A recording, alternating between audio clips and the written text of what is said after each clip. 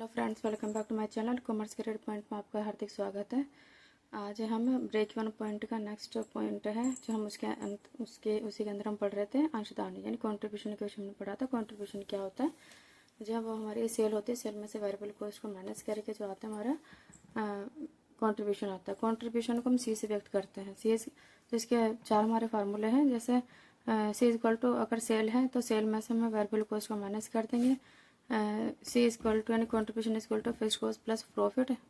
Profit है तो plus कर देंगे, लॉस है तो माइनस कर देंगे। C equal to sale multiply by PV ratio. PV ratio था प्रॉफिट वॉल्यूम रेशो। कॉस्ट पर यूनिट इक्वल टू सेल पर यूनिट में से वेरिएबल पर यूनिट को माइनस कर देंगे। और पी यू का मतलब होता है पर यूनिट।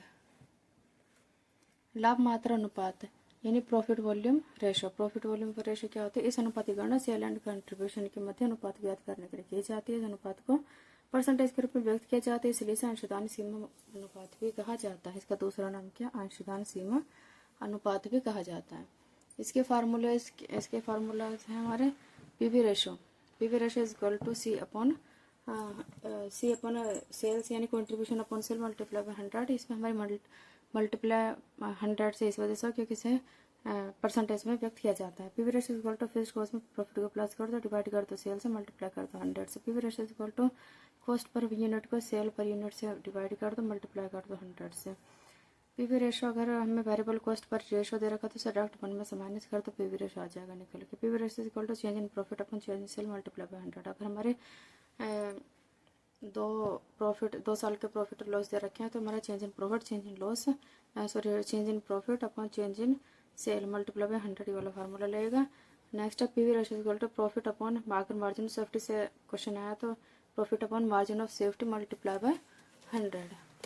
नेक्स्ट है PV ratio equal to fixed cost divide by BEP ratio multiply by 100। अगर मार्जिन ऑफ सेफ्टी है तो प्रॉफिट के अपॉन मार्जिन ऑफ सेफ्टी आ जाएगा। अगर बीईपी है तो fixed cost divide by BEP BP यानी break even point multiply by 100 से हर एक फार्मूला मल्टीप्लाई, क्योंकि हमें इसे परसेंटेज से ही हमें व्यक्त करते हैं।